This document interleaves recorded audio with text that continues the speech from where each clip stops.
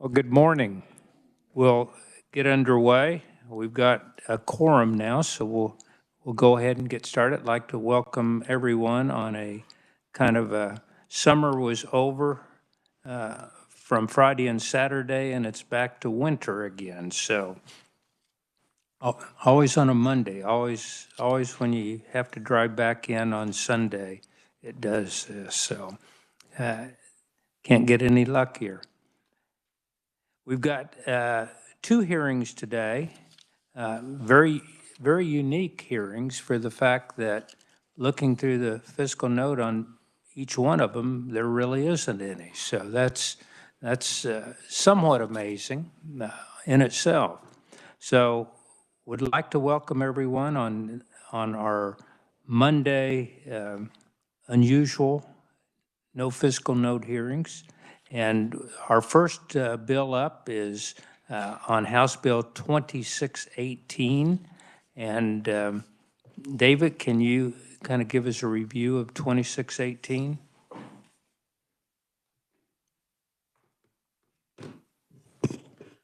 Thank you, Mr. Chairman. Good morning, committee. House Bill 2618 would establish a 5-year property tax exemption beginning with tax year 2023. This exemption would be for all property used by a city, county, or township that is leased for the purpose of establishing a business incubator. The property leased to a business would be exempt for a period of not more than 5 years from the calendar year the business commences its operations on the property for that business incubator. After the 5-year period, only the portion of the property that is being used by the business still on the property would be subject to the tax. So, and then the exemption would apply only to a property in a county that has a population of 40,000 or less. That's, you might remember, that's the RAWS definition. And with that, Mr. Chairman, I can stand for any questions. Representative Hoheisel. Thank you, Mr. Chair, and thank you for that breakdown. How are we defining business incubator? Mr. Chairman, the bill does not specifically define business incubator. That could be something that the committee may wish to consider. Do we? I do. Oh, I'm sorry. Go ahead, Mr. Chair. I was just going to tell you, there is an amendment to that does have that definition on it and kind of the intent of it, because that was something that was noted, and so there is going to be one coming, and I've run it by PVD, and they're okay with the definition. So you picked up a good point there. Okay. Thank you, Mr. Chair. Any other questions for David? Representative Kessler? Thank you, Chair. If I read this correctly, this only applies to new businesses?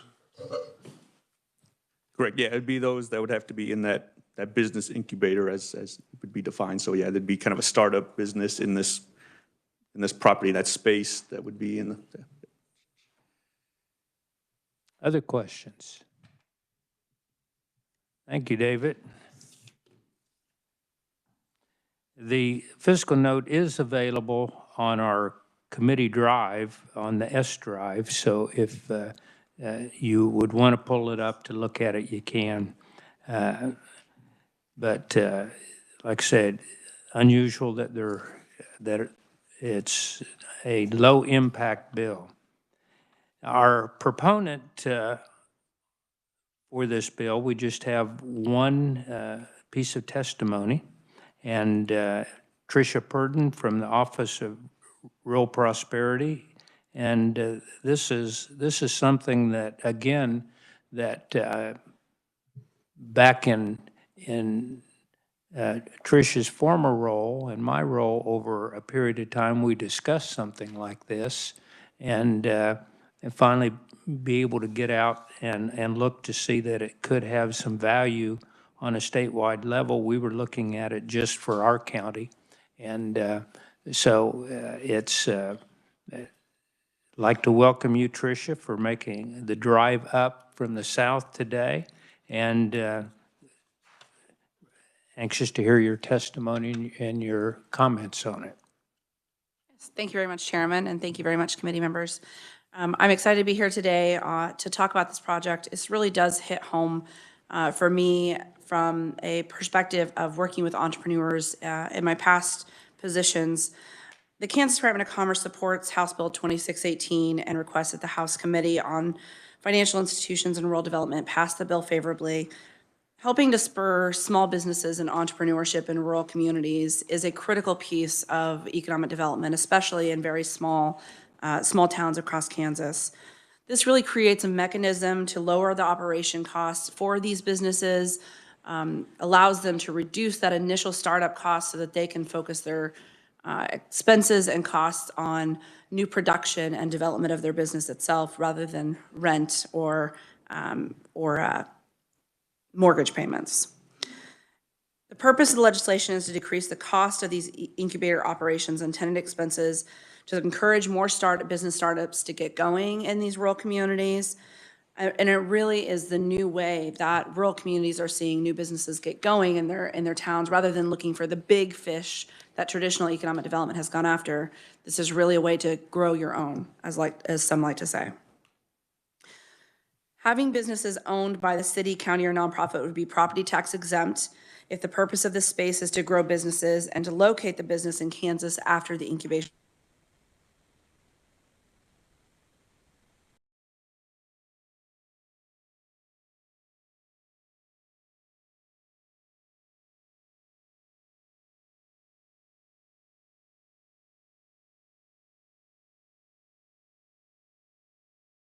Schools that have been, I know in my hometown area, in Barber County, for example, in Hartner town, a population of maybe 100 people, there's a junior high that's mostly empty, that's owned by a public entity, and they could turn that into a business incubator, even in towns of only 100 people.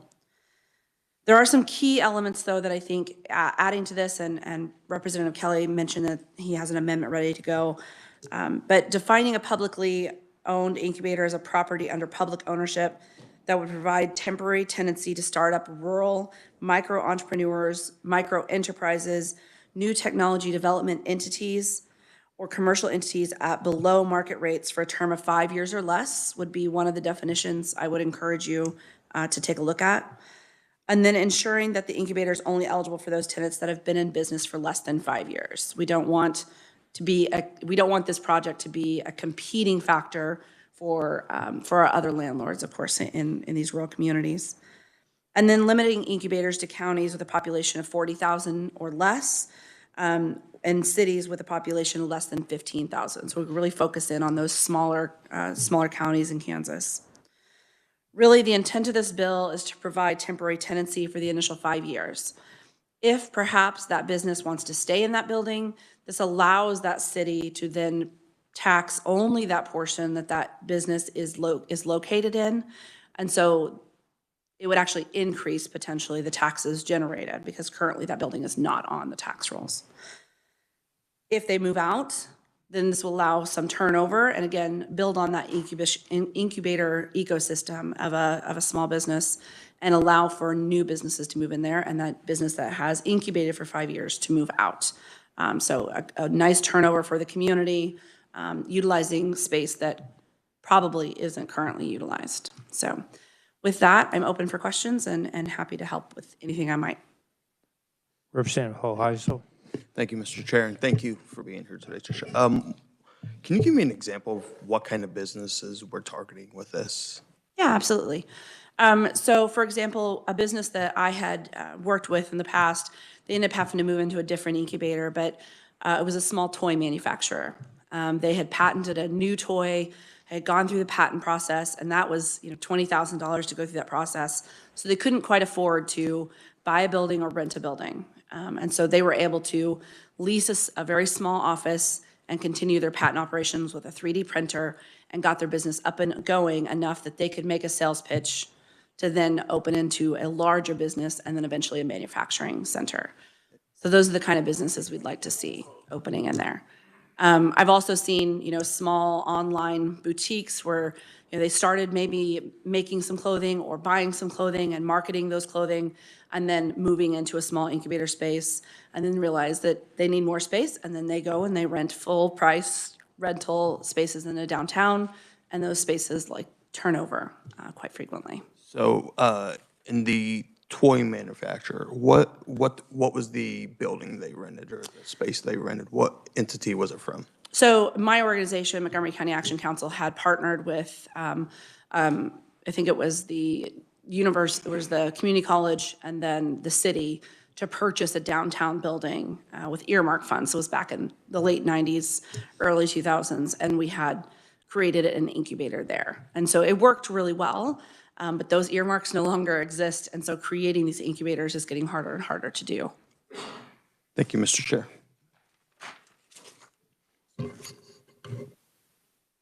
Representative Wassinger? Thank you, Chair. Now, let's say this toy manufacturer moved into an old middle school.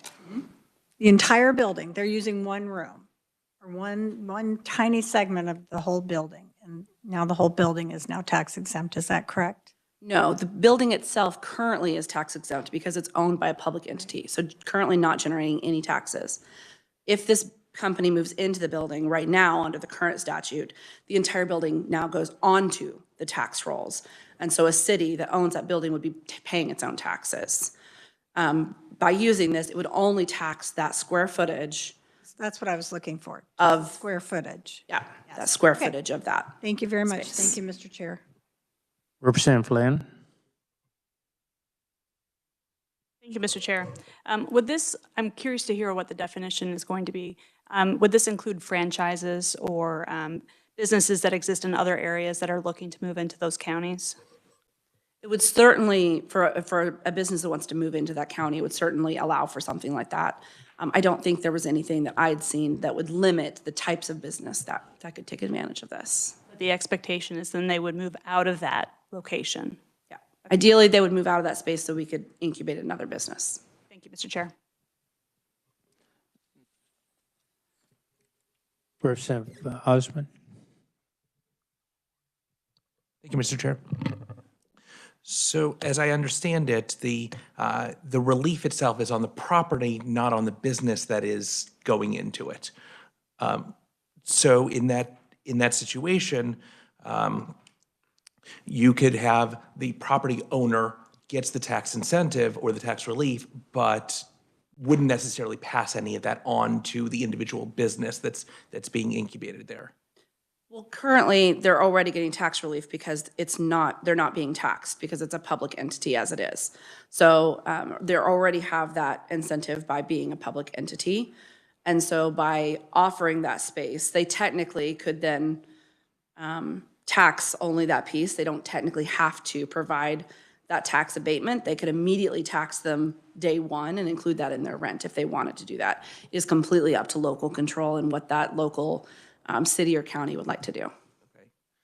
One last question. I just wanted to find out, so given that it's only 5 years, there is the potential for incentive that they kick people out after that 5-year period to find new tax relief for new business, which obviously would incentivize, building up individual businesses, but also incentivize the tax relief over an individual business that would happen to be there. I think I understand what you're saying. Yeah, so if the city or the county said, your lease ends at 5 years, so this building fully remains tax exempt, you have to find a new tenant, then the incentive is for them to find a new location and bring someone in, so then they could provide that incentive to another small business. Yes, that would be how they could structure it. Or if they decided to let that business stay, then that business would have to start paying those taxes. So helpful for the business owner, helpful necessarily for the new business that may come in, but not necessarily for the one that would be incentivized to be kicked out after the 5-year period. It would be up to the local municipality how they wanted to structure that lease. Okay, thank you. Hoheisel? No. You're okay? Okay. Tricia, in your testimony, you mentioned like school buildings, but I can't tell for sure if school buildings would fall. I'm looking for any property used by any city, county, or township of the state that would otherwise be exempt. David, would school fall into that? School, empty school buildings?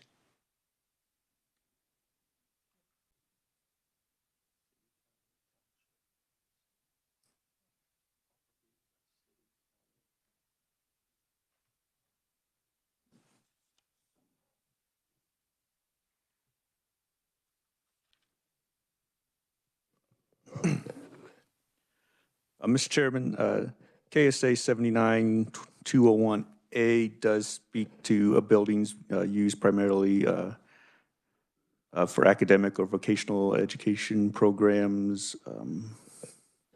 Now, the bill itself does, they say city, county, or township, so I mean, it may be not totally clear that that includes schools, but so that might be something to think about. But I do think schools are contemplated in 79201A, the underlying statute.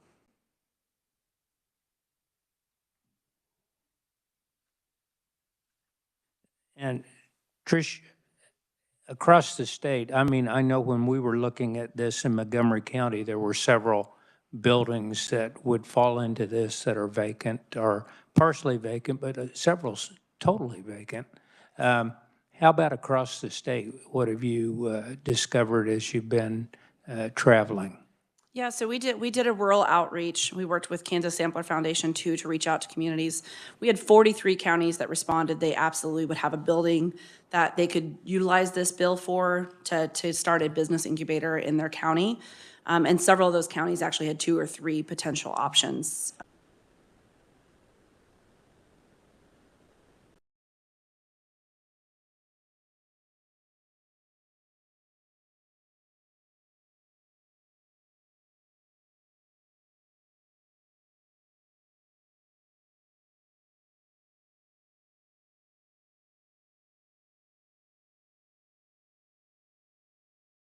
Reach out and said they had spaces that they could. So that were publicly owned buildings already, so they're not something that's already, or that's already being taxed as a normal piece of real estate. They're actually already owned by the city or the county or a school.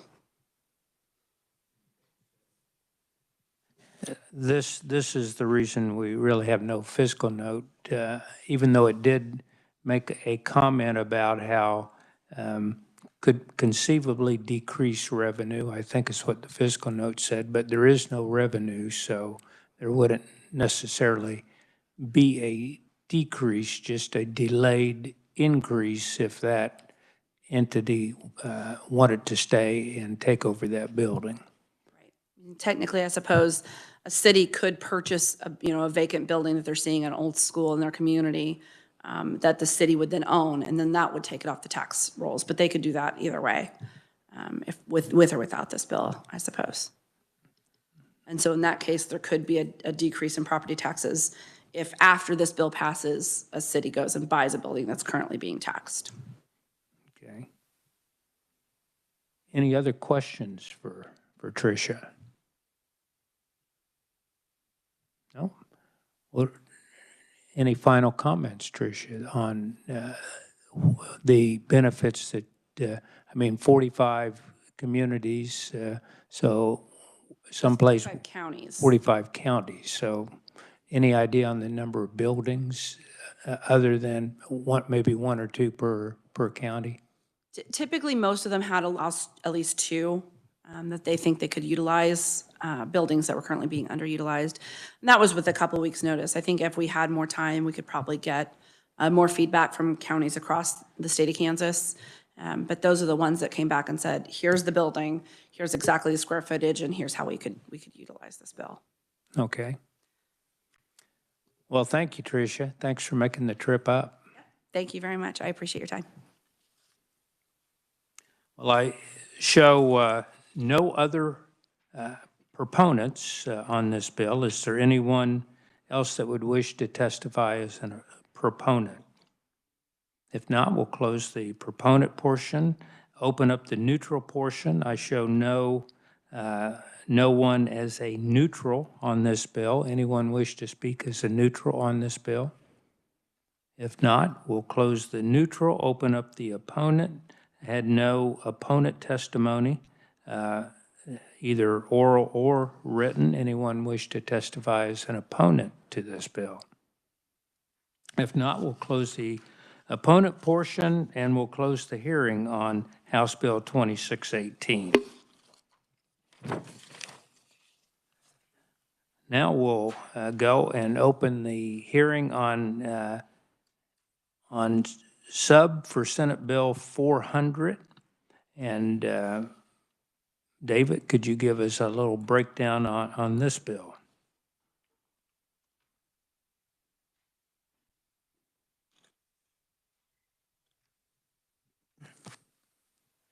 Thank you, Mr. Chairman. Senate Bill, substitute for Senate Bill 400 would update certain requirements in the Kansas Uniform Trust Code. It adds to the list of matters that may be resolved by non-judicial settlement agreements. It increases the threshold at which an uneconomic trust may be terminated and updates the definition of resident trust in the code.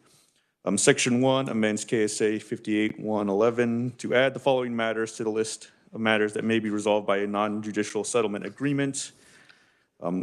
This would now include the interpretation or construction of the terms of the trust, the direction to the trustee to refrain from performing a particular act, or the grant to a trustee of any necessary or desirable power, and then the governing law of the trust can now be resolved by non-judicial settlement. Section 2 amends KSA 58A-1154.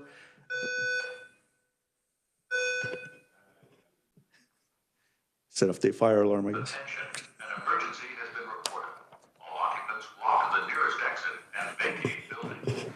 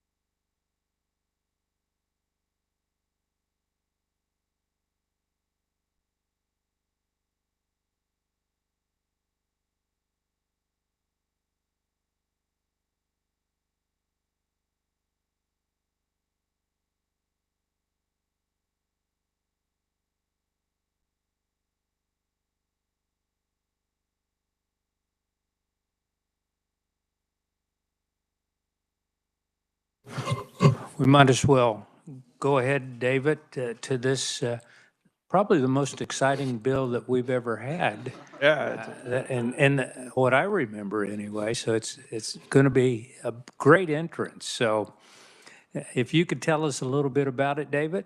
I hope everybody is nice and refreshed now with a nice little cool walk there. You didn't have, I mean, if you didn't want to hear the bill brief, you didn't have to pull the fire alarm. It's good. But I think I was on section 2, amending KSA 581154 to allow the trustee of a trust with a total value of less than $250,000 to terminate the trust if the trustee would conclude that the value of the trust is insufficient to justify the cost of administration. The current law on that threshold is now at $100,000, so this would increase that threshold to $250,000. You might also note that there is a technical amendment on page 2 there, just to kind of combine those sections, just say this section does not apply to an easement for conservation and preservation. That's current law, just kind of have a cleanup technical amendment there. Section 3 amends KSA 7932, 109, changes the definition of resident trust. The definition now would be a trust that is administered in the state and that was created by or consists of property owned by a person domiciled in the state on the date the trust or portion of the trust became irrevocable. So it'd be a change to the definition there. And then I will note that the Senate passed for SB 440 to 0 February 23rd, 2022. And I can stand for any questions and hopefully no more fire alarms. Hopefully not. One trip into the cold was plenty for me. Any questions for David? Don't see any, David. Thank you very much. Well, we will move on into our hearing on Senate Bill 400, and we have a proponent testimony coming from Will Bergman, in-house counsel, Midwest Trust Company, Overland Park. And welcome, Will. It was mentioned as you came in that you always bring unusual weather with you, and you've done really good today. Apologies for that. So it snowed this time, snowed the prior time, and the time before. But thank you, Mr. Chairman, for this opportunity to provide proponent testimony for substitute Senate Bill 400. I am Will Bergman. I'm an attorney at the Midwest Trust Company, which is a non-depository trust company. So that means we're not affiliated with a bank. So all we do is administer estates and trusts. Over the next 30 years, we're expecting to have the largest wealth transfer in the history of mankind. Some estimates are up to $50 trillion. As a state, we need to be best positioned to be able to bring jobs and to provide the best services to our citizens. If this bill is passed, it actually will make our jobs easier and will benefit the citizens of our state and all of our clients. So it'll bring high-quality jobs to the state and ensure we're competing fairly with other states.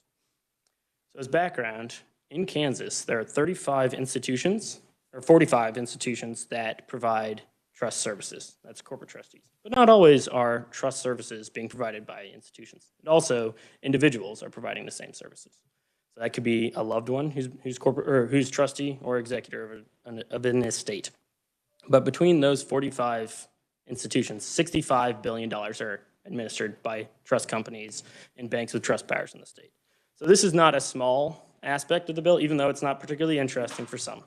But in particular, non-judicial settlement agreements are important because it prevents the probate court from being bogged up. So this is section 1.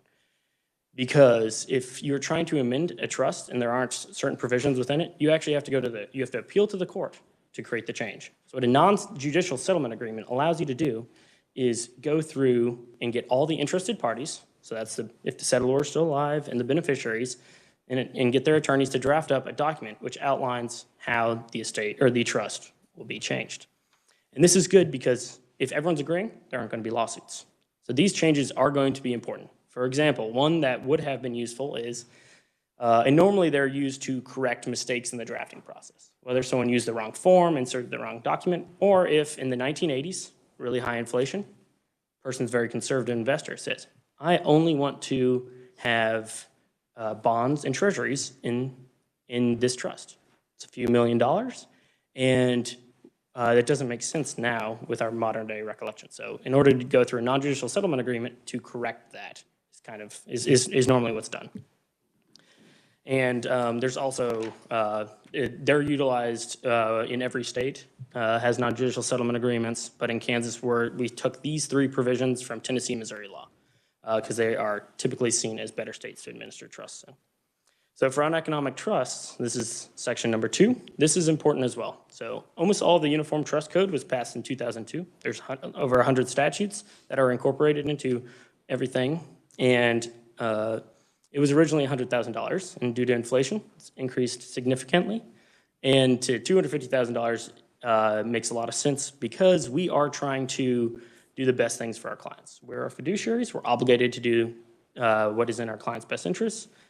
And this is a right, but an obligation. And so this is an important tool in our toolbox for beneficiaries who may need it. Lastly, changing the resident trust definition. We as an organization are a preferred vendor for Morgan Stanley and Fidelity on a national scale. And so when they're wanting someone to administer a trust, they actually send it to us and to 2 other companies for both of them. So there's 3 total. And we administer those trusts. We do not hire the individuals who are doing that in Kansas. We actually hire them in Missouri, Washington, Tennessee, and Ohio, which are all better states to administer trusts in. And if this definition is shrunk a little bit, we'll be able to provide some of those services here. Not all, some, because every state has its own nuances to providing those services. And also now with modern technology, you don't need to be adjacent and right next down the street from your clients. People are providing these services from all across the U.S. for clients all around.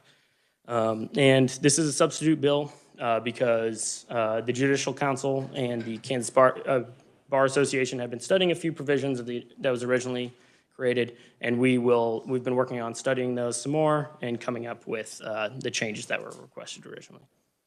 But I can stand for questions at this time. Representative Wassinger? I'm surprised to not see all the trust and probate attorneys, particularly probate attorneys here complaining because you're going to save people money from going to a probate attorney. This kind of segues into how does a transfer on death deed also has a problem with probate issues in case the person dies before they get the property. Would that fit into this? That really doesn't apply quite as much. A TOD or a POD occurs, that's still within your probate estate. So that's an estate problem. With these are more focused on trusts. Okay, thank you. Thank you, Mr. Chair. Representative Hsu? Thank you, Mr. Chair. Thank you for being here. I see that your headquarters are in Overland Park, but you guys also have offices, notably on like downtown Kansas City. Can you kind of game this bill out a little bit for us? So with this wealth transfer over the next generation, what does it look like if this bill doesn't pass, and what happens between Kansas and Missouri, and then what happens if this bill does pass kind of between Kansas and Missouri, maybe for your business specifically? So we've been, over the last 12 months, we've only replaced trust officers who have retired in Kansas, but we've hired 8 trust officers in other states, right? So that's an actual number. And then also there is a group called Oceans, which is a law firm out of DC that calculates a formula as to the best states to administer trust. And Kansas isn't on their top 12 list, which is where it goes down to. Well, Missouri is on that list. And so in the future, we of course still are always going to have our headquarters in Kansas. Most of our employees are going to be in Kansas, but when they're administering trusts for people outside of the state, it's going to be done outside the state. Other questions?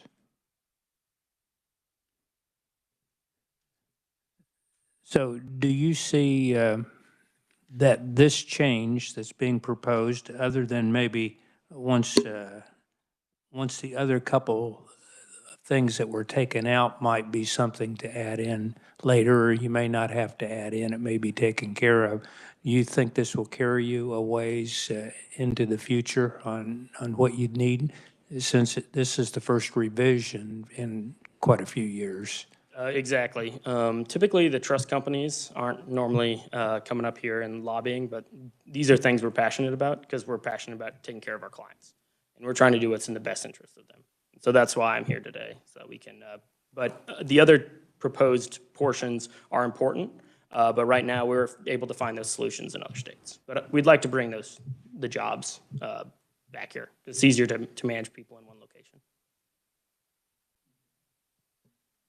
Any other questions?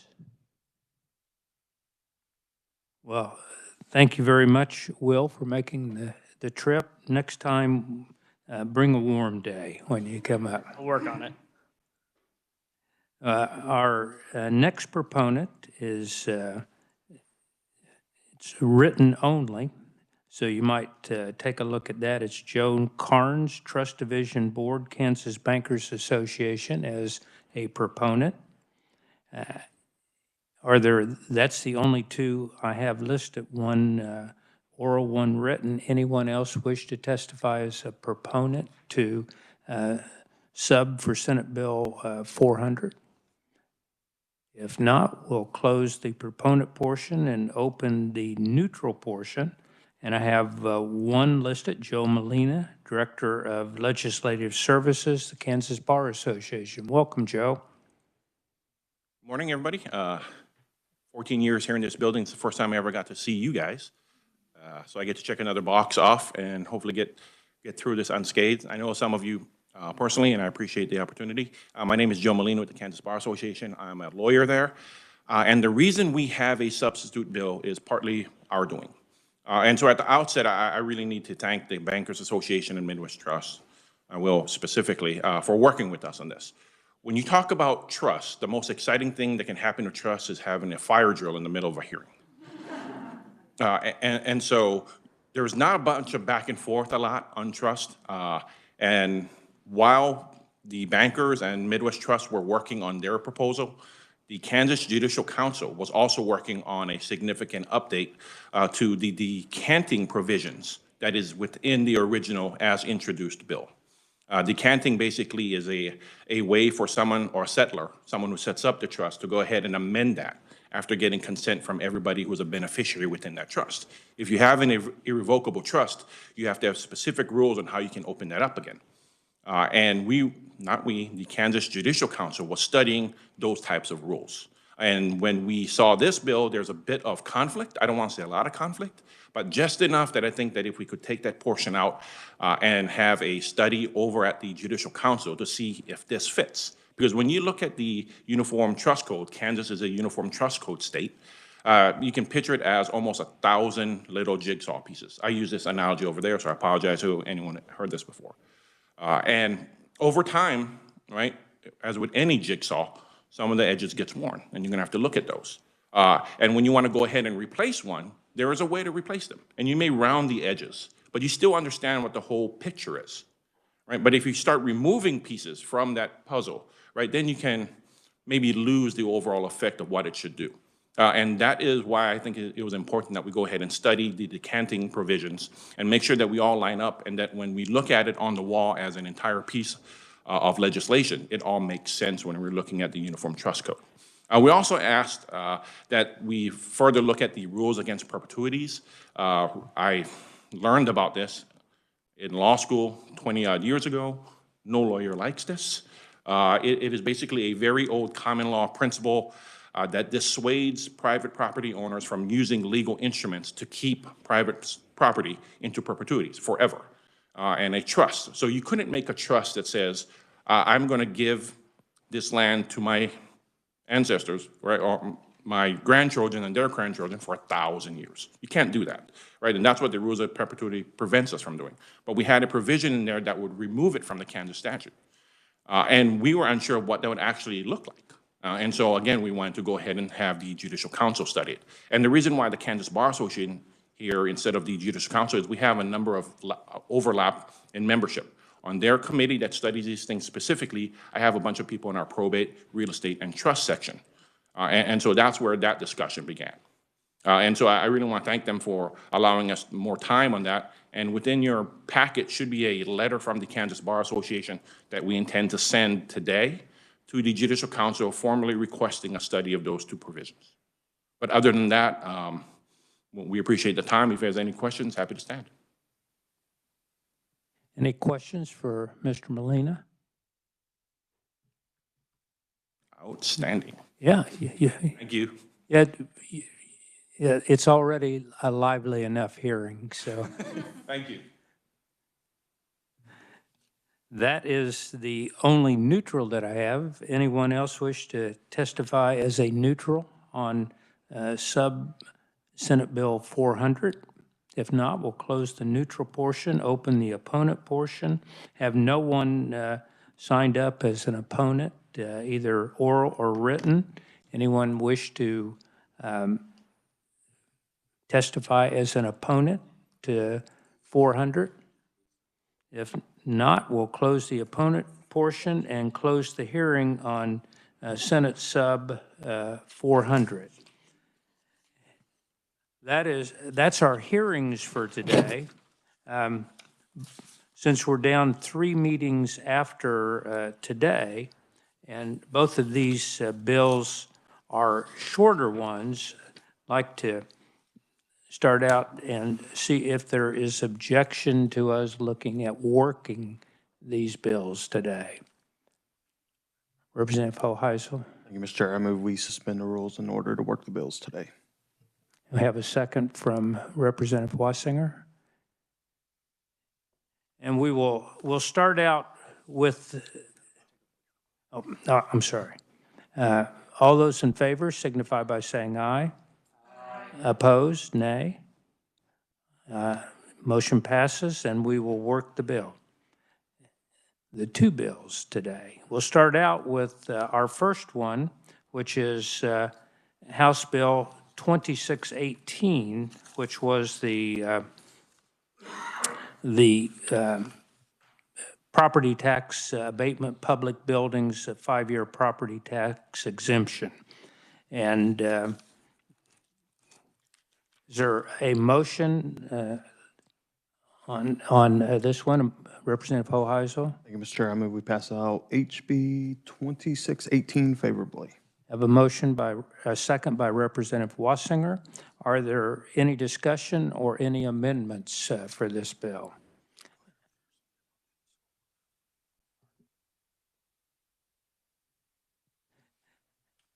I have an amendment that I'd like to offer, and David, you have those? Okay.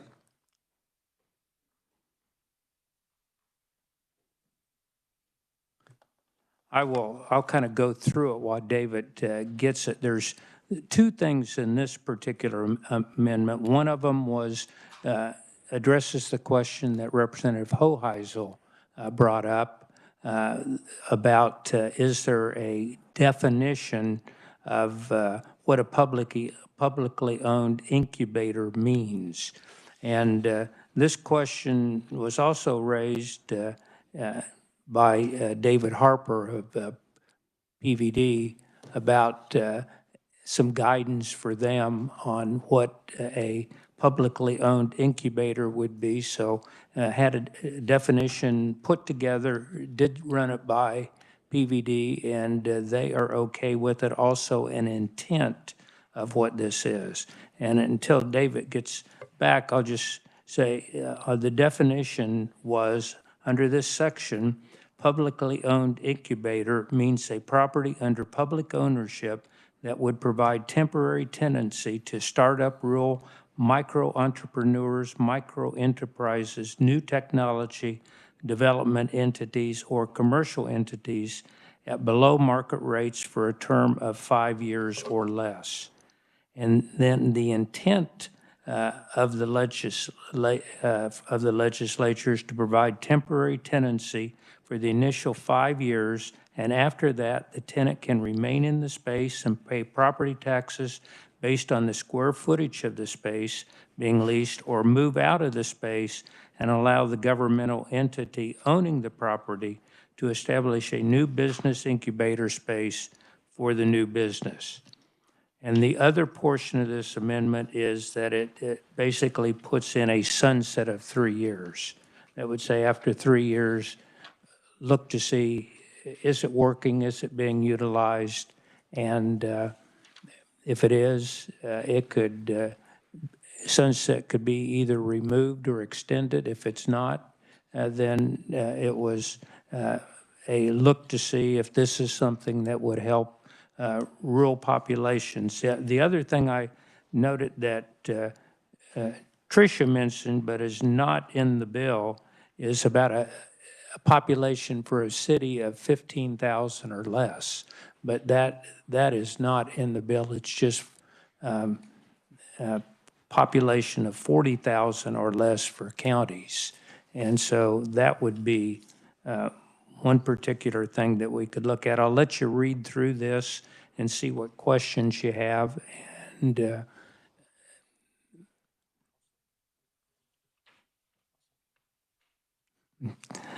I do have the second for the amendment was from Representative Hoheisel.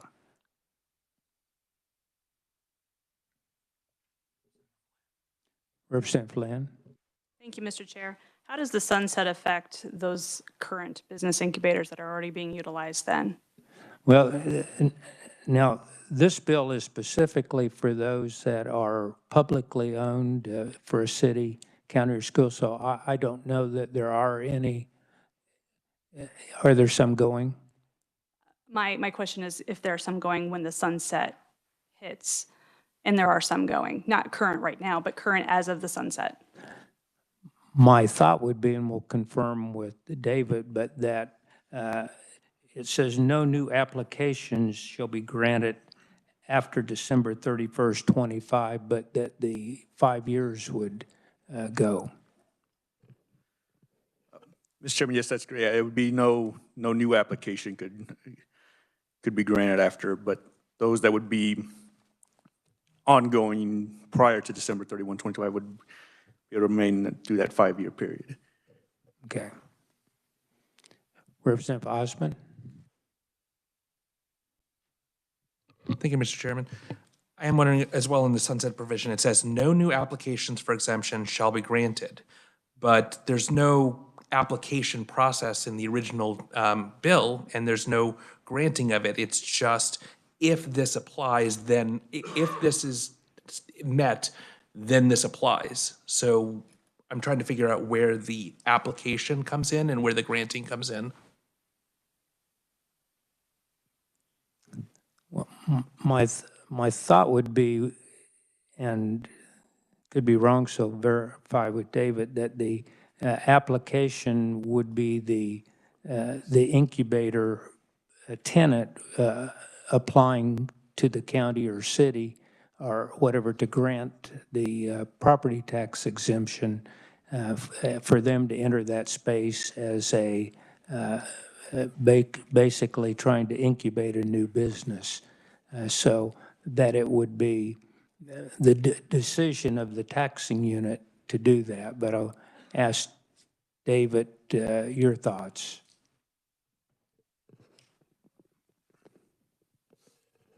Mr. Chairman, I believe you've outlined it. I think it would be, that this property have to be leased for the purpose of establishing an incubator.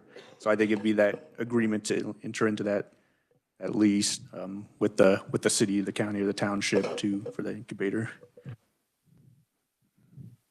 Okay. Is that, you still have a question, Representative Osmond? I think so. I mean, I understand exactly what the sunset is trying to do. I'm just trying to rectify it with the original bill, because as it says in the bill, the following described property, to the extent herein specified, is hereby exempt. So once it meets the criteria, it is automatically applied. There's no application, there's no granting of it. It's just hereby applied if it meets these criteria. So I don't know how we cut that off by saying that there's no application for exemption shall be granted, because there's no entity that's granting that. Well, actually it would be I think the city, county, or township that would be granting it, just for the fact that it is tax exempt now. It's going into a commercial venture which would normally be taxable, but they're granting 5 years more of no tax in their building. But Representative Hsu? Thank you, Mr. Chair. Do we need the words applications for in that particular block? Does removing that end up having the same intent, David?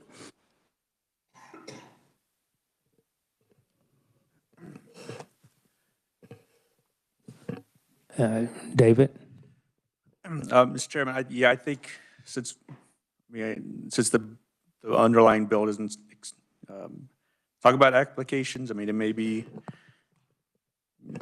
prudent to not use the term applications, just since that is maybe confusing or is unclear.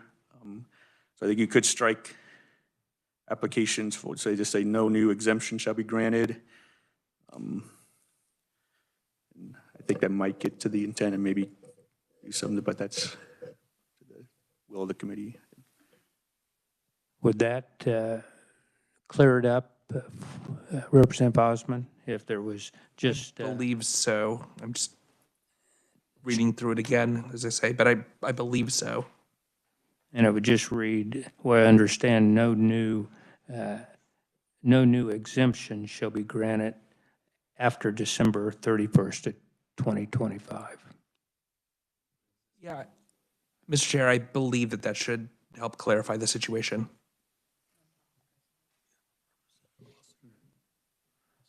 Representative Wassinger?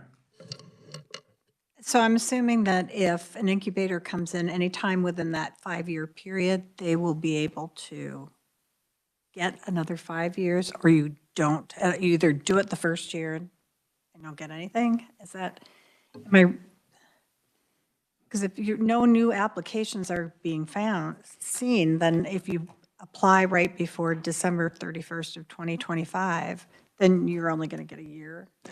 I would see that you get the 5 years, that if you came in and were granted the 5-year exemption before December 31st, 2025, you'd be able to go 5 years out. David, would you? Thank you, Mr. Chair. Yes, Mr. Chairman, I believe that would be the situation. If, as long as you get in before the December 31, 2025 exemption. Representative Toplicker? Is the motion to adopt the balloon and pass the bill out, or just to adopt the balloon right now? Just the balloon. Okay, because I have another issue after that. Thanks. Okay.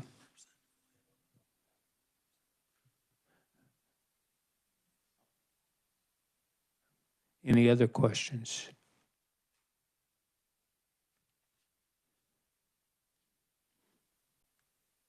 Okay. Okay. We'll go ahead then on the motion to adopt this amendment that gives a definition for publicly owned incubator, the intent, and then on the last balloon box, would want to strike applications for and just have it read, no new exemption shall be granted pursuant to subsection A after December 31st, 2025. So that would be it, and I think that captures everything that we did right here. There will be probably one or two others, but I would move my amendment. All those in favor, please signify by saying aye. Aye. Opposed, nay. Amendment passes. We're back on the bill. Representative Toplicker? Yes, Mr. Chairman, earlier we kind of briefly touched on school buildings too, and I was wondering if we could or wanted to add in the title and in the, I believe it is the first sentence, where we talk about city, county, and township property. Do we want to add school district property or not? I think we probably do, for the fact that it is according to our revisor, that it would be intended to be that type of property, but it's just not clear with that. Representative Hoheisel, you? Thank you, Mr. Chair. Yeah, David, if you can work on a conceptual amendment for me to add, I don't know if you want to do school district property, what the definition you want to use is of that.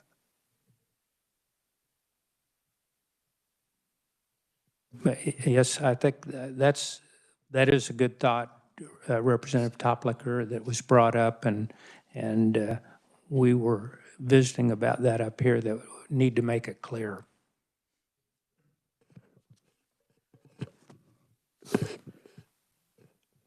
Yes, Mr. Chairman, I think if we do in both the title and in line, so it'd be line 9 and 10 of the bill, say any property used by a city, county, then we'd probably strike township or school district, or I might want to confirm with our education folks, but I think the intent would be school district or unified school district. I want to make sure I get the right term, but I think we could just add that to that list of all property in there with a little bit of revisor leeway to make sure it's the correct term. But.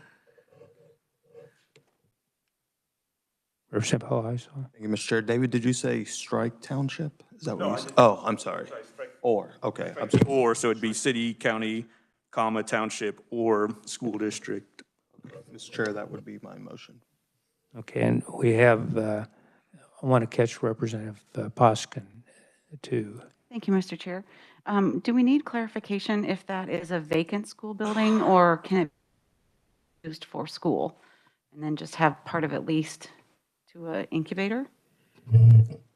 I think that, at least from the testimony, and Tricia, you might have, but it could be a school building that's partially vacant, or any of these buildings that are partially vacant, and you would start an incubator in it, and that portion of the building, if the individual wanted to stay afterwards, that square footage would be taxable. So it could be, would not, the way that I understand it, not have to be a totally vacant building, but in some communities, there are some public buildings. I live in one that's a monster city, temporary city hall that has lots of vacant space in it, and you could lease out part of that to a startup. Thank you for that clarification. I think my concern is more as a parent with school children in a school building while there's businesses being run out of the same building. That's where my concern comes from.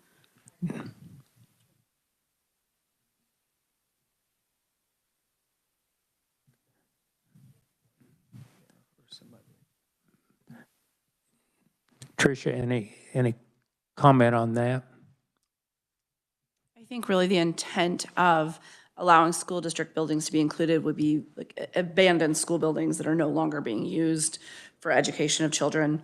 A lot of those old buildings are being used for childcare, and so this would allow, a childcare organization to then incubate as a new childcare center in a community, potentially. But without some kind of clarification, it would read to me that there could be a business in my child's elementary school. I just think we want to make sure we don't set something like that up. Representative Hoheisel.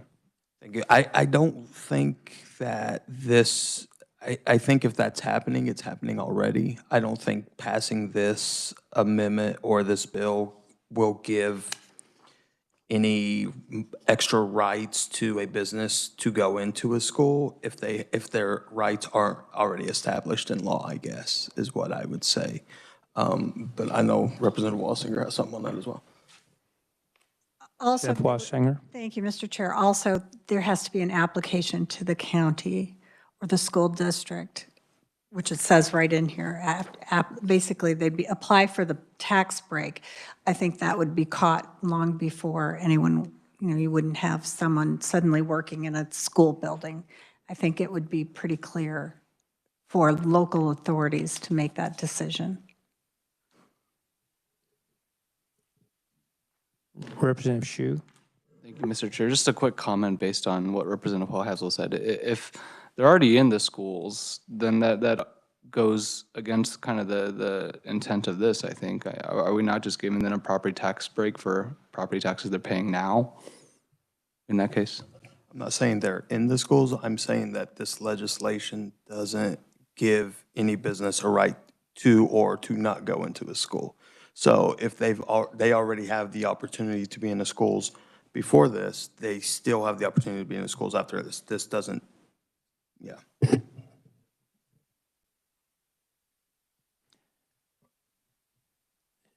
Representative Toplicker? I was just going to agree with Representative Wassinger on what she said, that it would have to be run by the school district first, and any agreements would have to be settled first before any of that happened, is what I think this legislation does. Thank you, Mr. Chairman. Representative Shu? Thank you, Mr. Chair. Given that we're kind of hearing and trying to work this on the same day, I would want to take more time to look at the school part of it. I wonder if it might be appropriate to request or ask that we withdraw the school part of the amendment, have another couple days before it's brought up on the floor, and then maybe bring it up as a floor amendment after we get a couple more stakeholders, because I understand the concerns. I think it's fairly non-controversial. And schools, maybe it's part of the intent of this, but I think there's a lot of different ramifications potentially as part of that. So just wondering if that's an option. Could certainly be an option. All right, Mr. Chair, I withdraw my amendment. Okay, amendment is withdrawn, and we'll work on something for the schools to get it, and could bring it to the floor. Okay. Any other discussion or amendments on House Bill 2618? Representative Lynn? Thank you, Mr. Chair. Just for a clarification, I guess I was under the impression that after 5 years, that business would be asked to leave that location, but that's not how it's written. So I guess maybe I misunderstood. They're not asked to leave, do not need to find a new location? The way that I understand it, they have the option. I mean, that if they want to stay, and I would say that the taxing unit wants them to stay, they could, and but they would pay tax on that square footage. If they want to keep, and I suppose the entity may address that up front with each one of them too, since they're doing the lease on the property. But if they want them to vacate and have another entrepreneur come in, I think by this they could do that. But David, is it fairly open there on, but I think it would be probably addressed in the lease up front when they sign on for the 5 years, but.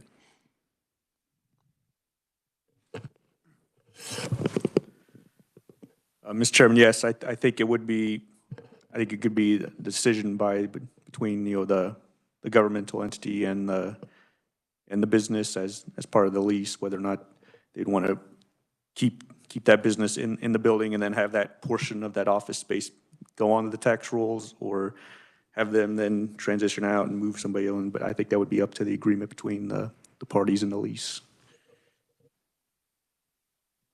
Yes, thank you, Mr. Chair. Okay. Any other discussion, questions, amendments?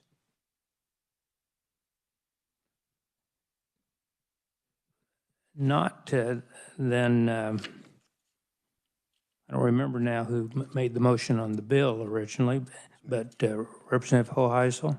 Thank you, Mr. Chair. I did make the original motion, and I close on HB 2618 as amended.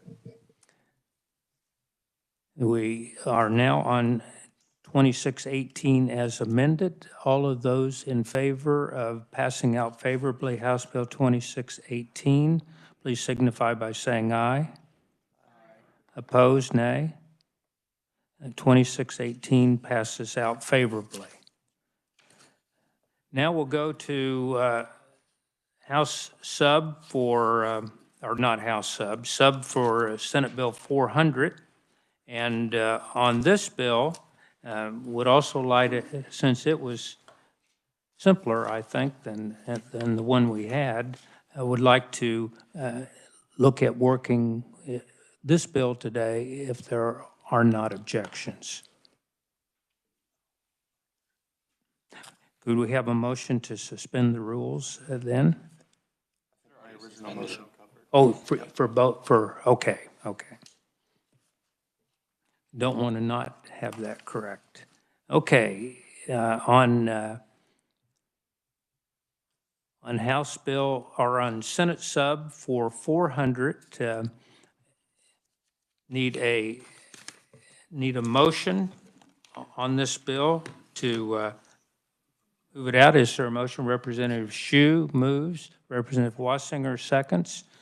Discussion, amendments, anything on this one? This bill, I think, had its amendments take place in the Senate, where they pulled out, as Mr. Molina described, a couple of things that are being worked on. And but discussion or amendments on this bill that modifies the trust code? No discussion or amendments. We would, if we can move the motion to move this out, Representative Shue. Thank you, Mr. Chair. I close on my motion. Have the motion to move out Senate Bill 400, the substitute for, favorably. All those in favor, please signify by saying aye. Opposed, nay. Senate Bill 400, the substitute, is moved out of committee favorably.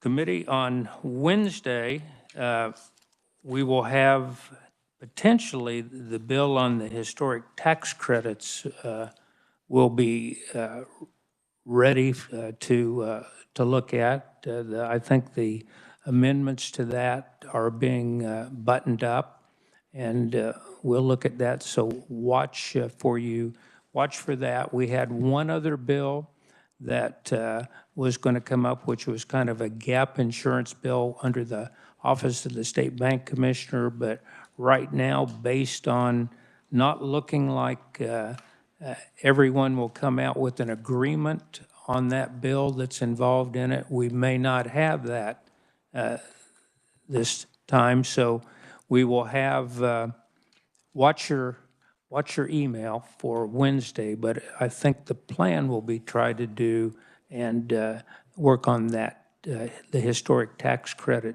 changes for rural areas, and I can't think of anything else that may come up. So if things go right, that could be our last meeting coming up, but we'll find out. For now, we are adjourned.